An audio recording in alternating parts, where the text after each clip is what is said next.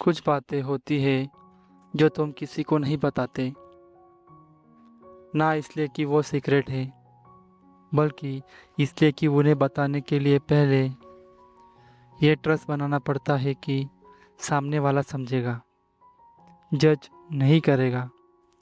कबीर के साथ वो ट्रस्ट कब बना मुझे पता नहीं, पर एक दिन मुझे एहसास हुआ कि मैं उससे वो बातें बता रही हूँ जो मैं खुद से भी नहीं करती।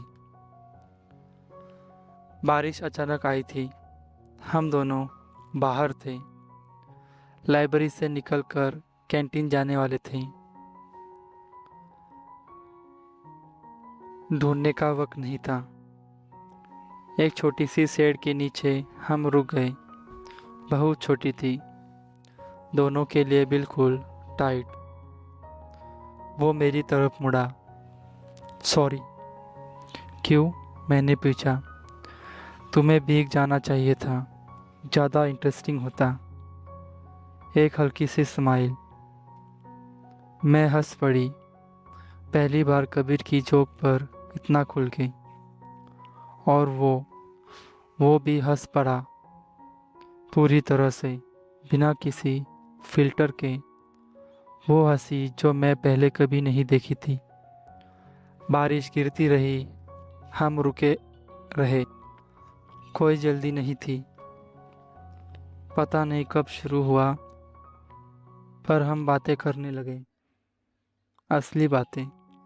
उसने पूछा, तुम्हारा सबसे बड़ा डर क्या है?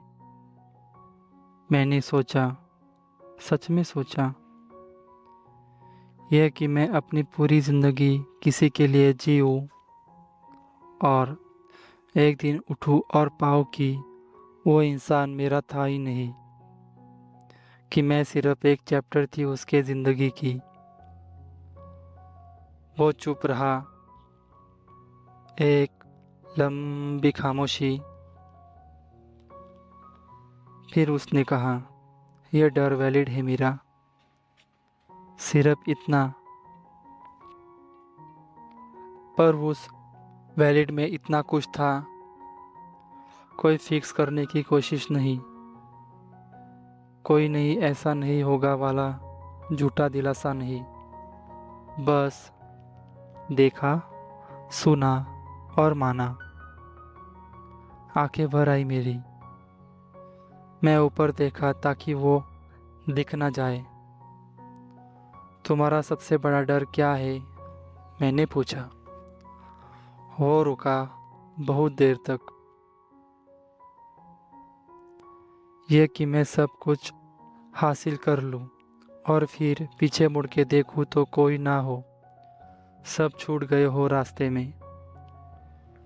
पहली बार कबीर ने अपना डर किसी को बताया था।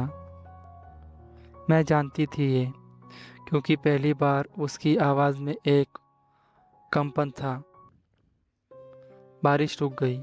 हम चलने लगे, धीरे धीरे। कोई डेस्टिनेशन नहीं थी। तुमने कभी किसी को ये बताया था? मैंने पूछा। उसके डर के बारे में? नहीं, उसने कहा। क्यों मुझे बताया? वो चलता रहा, कुछ नहीं बोला, कुछ नहीं बोला। फिर रुका और मेरी तरफ देखा और बोला, क्योंकि तुम जज नहीं करती, तुम सिर्फ सुनती हो। वो 3 लफ्ज़ थे, पर मेरे लिए वो 3 लफ्ज़ एक इकरार था कि मैं उसके लिए सेफ थी, कि वो मेरे साथ वो था जो बाकी जगह नहीं था। मैं समझ रही थी अब, कबीर को प्यार करना नहीं आता था, पर ट्रस्ट करना वो सीख रहा था मुझ पे। एक दिन लाइब्रेरी में वो वॉशरूम गया था। नोटबुक टेबल पे छोड़ के मैंने नहीं पढ़ा, पर कवर खुला था। एक पेज था, 2 कॉलम, जो करना है और जो नहीं करना। जो मिस नहीं करना कॉलम में एक लाइन थी, मीरा के साथ वो 6 बजे वाली चाय। मैं नोटबुक बंद की, वो वापस आया। कुछ नहीं हुआ, पर मेरे अंदर कुछ हो गया था।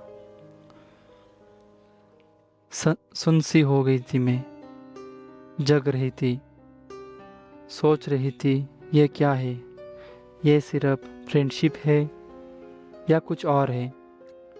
पर फिर मैंने सोचा क्या फ़र्क पड़ता है नाम से, जो फील होता है वो फील होता है।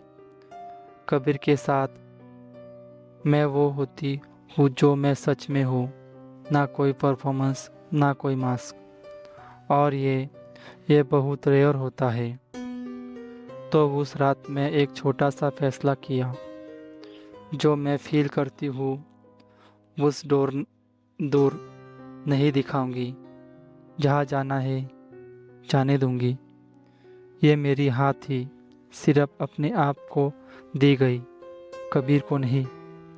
पर यही सबसे ज़रूरी हाँ होती है, जो तुम खुद को देते हो। वो अपनी जगह पर था।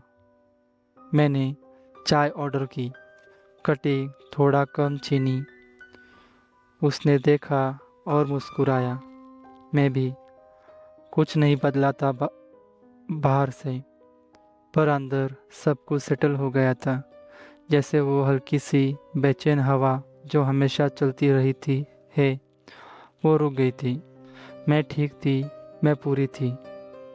अभी के लिए ये काफ़ी था। ज़िंदगी में कुछ कनेक्शन ऐसे होते हैं जो तुम डिफाइन नहीं कर सकते, फ्रेंडशिप से ज़्यादा। पर लेबर करने से पहले का वो जगह, वो बीच की जगह सबसे वार्म होती है, सबसे सेफ। मेरा वहाँ थी, कबीर भी अपने अंदाज में। दोनों ने कुछ नहीं कहा। मेरा वहाँ थी, कबीर भी अपने अंदाज में। दोनों ने कुछ नहीं कहा। दोनों ने सब कुछ समझा। और कभी कभी ये सबसे गहरी बात होती है। अगला एपिसोड, वो पहली रात, कबीर की नज़र से, जब एक फ़ोन कॉल ने सब कुछ बदल दिया।